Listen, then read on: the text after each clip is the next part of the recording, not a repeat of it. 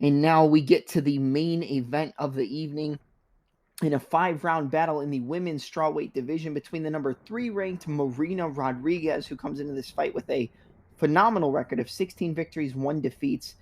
16 victories, 1 defeat, and 2 draws slash 2 no contests, going up against the number 7 ranked Amanda Lemos, who comes back with a record of 12 victories, 2 defeats, and 1 no contest. And then, like we said, on the side of Marina Rodriguez, 16 victories, 1 defeat, and 2 no contests. This is a really, really solid fight.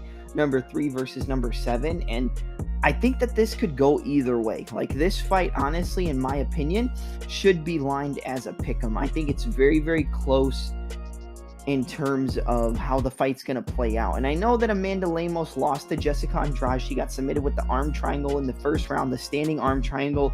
First ever standing arm triangle choke submission in UFC history. Blah, blah, blah. I know she lost. I picked her to beat Jessica Andrade, but prior to her getting caught in that submission, she looked good, and it looked like she was going to bully Jessica Andrade around the cage. Her strikes at range, just so much power.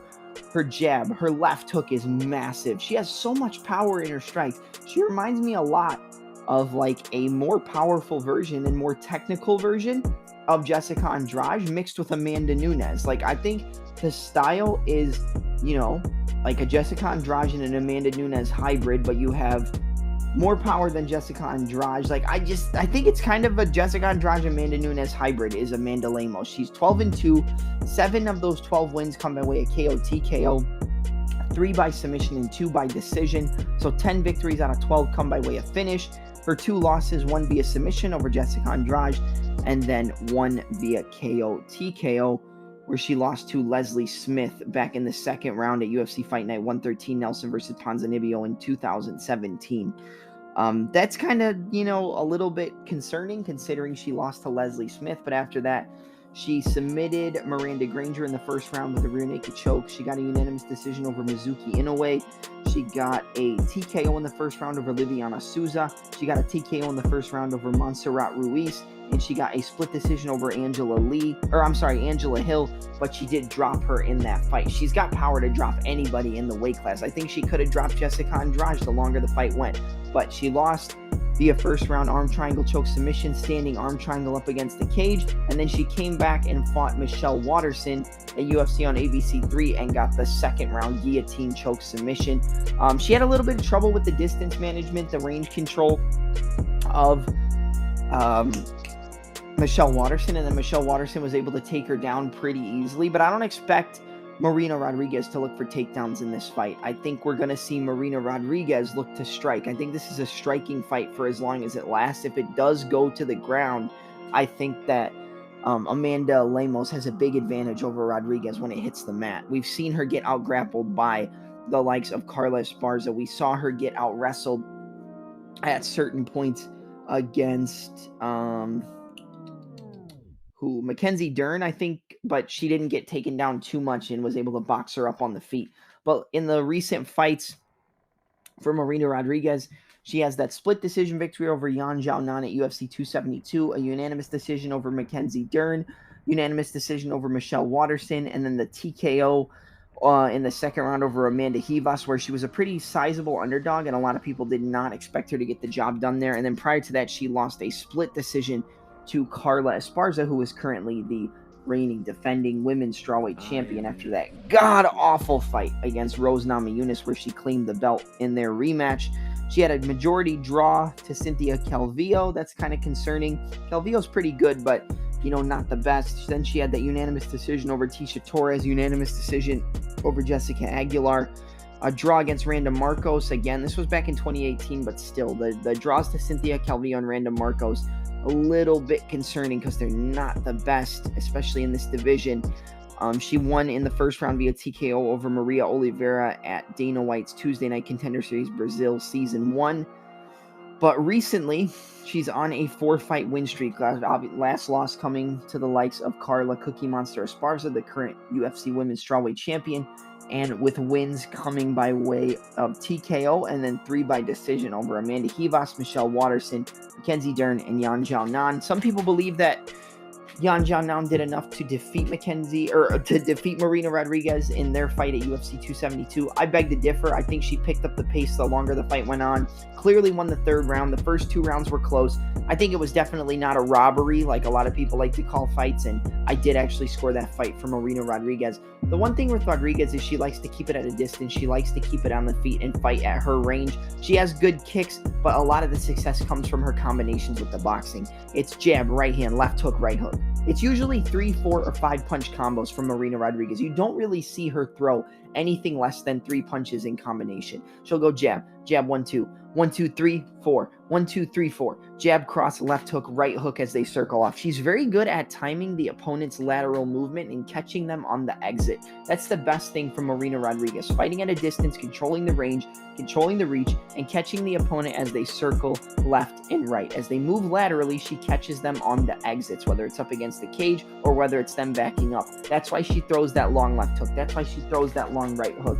And she has power. We saw her drop Amanda Ribas, and she hurt her bad. The 1-2 right down the middle. I think it was actually a 3-2, a lead check hook and a cross.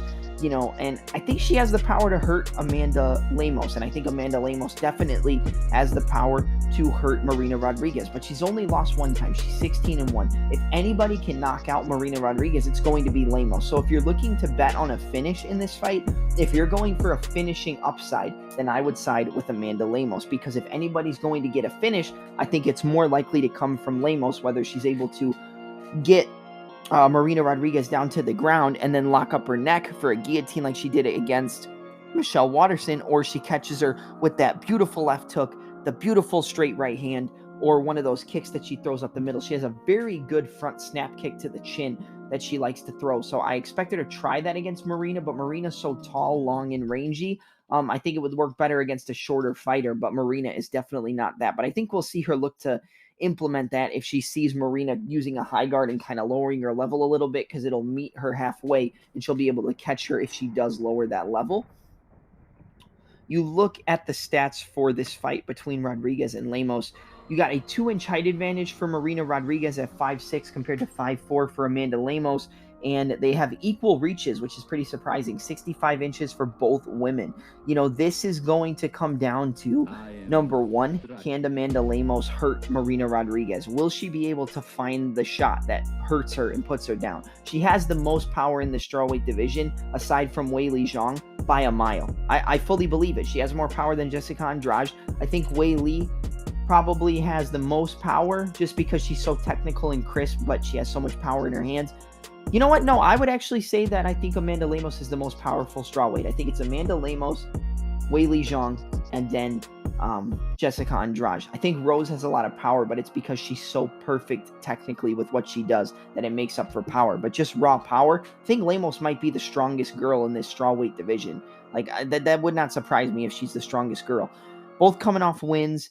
The equal reaches actually kind of makes this fight a little bit more tricky to break down for you guys, except Lemos does wing a lot of her shots. Like even when she throws her left hook, she'll throw it with so much power that she'll kind of overswing and leave herself open. If she overswings on a left hook, Marina can backstep or angle off to her rear right side and then set up the 1-2 down the middle, or the overhand right as she circles away from that left hook right hand, knees up the middle. She's very good at using her length and her reach and the distance control in her fights. Marina is fighting at range all the time, and when she feels like she can pick up the pace, she will go into the clinch. She'll go right hook, double jab, right hand, right knee, left knee, work in the clinch, elbows, uppercuts, but a lot of the time she likes to fight at a distance. This is a 5-round fight.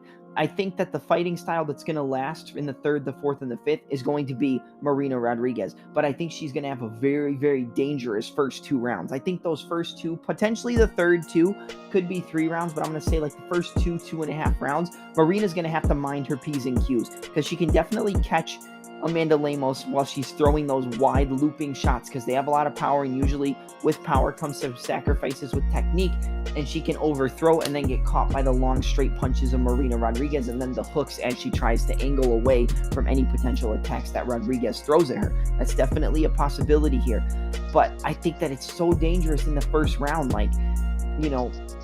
Lemos can definitely hurt her. Like I said, if there's going to be a finish, I expect it to either come late from Marina Rodriguez in the 4th or the 5th, or I expect it to be early in the first 2 rounds from Amanda Lemos. Early, Lemos all day. Late, Marina Rodriguez all day, in my opinion. It's really a tale of how long will this fight go. And in my opinion, I think this fight's going the distance. I think there is potential that there could be a finish. Like I said, we just talked about it. But I do think this fight will go the 25-minute distance. I think Amanda Lemos will tire out in that 4th, tire out in the 5th. That's when Marina's going to start landing her combinations, start picking her apart with the jab, the 1-2, the left hook, the right hook as she circles away, 1-2, right hook, left hook as she circles away, double jab, right hand, right hook, straight left, left hook. Like, she's going to catch her on the exit. She's going to back her up. She's got that long reach. She's going to be able to keep her away, throw some of those kicks. But a lot of the attacks from Marina Rodriguez come from the boxing more than the kicking game. I would say the more dangerous kicker in this fight is actually going to be Amanda Lemos with those front kicks, the round kicks, the left or switch stance left body kick from southpaw. She has a very good left body kick. We saw her use that against Michelle Waterson as well as Jessica Andrade, but very technical in her strikes, like good right hand, good jab, good left hook, beautiful left hook, probably the best left hook in women's MMA. Good front kicks up the middle, good body kicks. She's technical, she moves, she kind of plods around. I would say Marina's better at moving laterally, like we talked about. She's better with the movement, keeping the range, keeping the distance, and it's going to be, can Amanda Lemos close the distance? They have the same reach, that does play a factor. Can she close the distance? Can she land on the chin of Marina, and can she hurt her? Or will Marina poke and prod, pick her apart, land the combinations the longer the fight goes on, tire out Amanda Lemos, and dominate the 4th and the 5th, dominate the championship rounds? In my opinion, I'm going to go with Marina Rodriguez here. I think that she will be able to survive the early storm of Amanda Lemos, and then Lemos will eventually get tired, overextend on a lot of her shots, and Marina will pick her apart. Jab, jab, 1-2, 1-2, right hook, left hook, 1-2, left hook, right hook, double jab, right hook, left hook as she circles away. Get into the clinch, knees, knees, elbows, elbows, knees to the head. And just really piece her up and pick it up in the 4th and the 5th. She looked very strong in that 3rd round against Yan Xiaonan. I think it'll be more of the same here, and she'll carry over that momentum later in the fight. But early on, it's going to be Amanda Lemos. Later on, it's going to be Marina Rodriguez. But when it comes to a prediction, I am going to go with the number 3 ranked Marina Rodriguez to defeat the number 7 ranked Amanda Lemos via a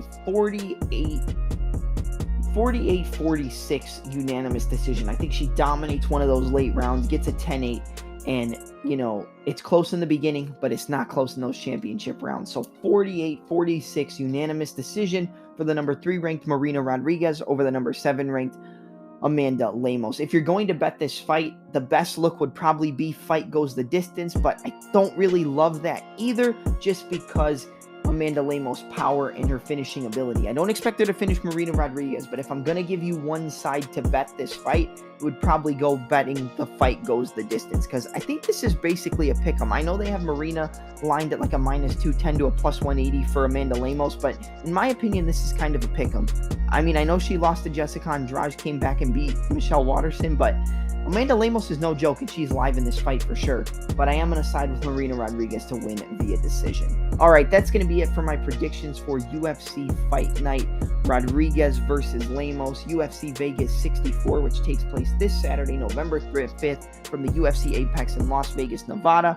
You can find this podcast anywhere you get your audio podcasts: Apple Podcasts, Google Podcasts, Spotify, Anchor, Stitcher, Breaker, and many more. These predictions will be uploaded to YouTube more than likely tomorrow at the earliest, because I'm not going to be able to get those done tonight.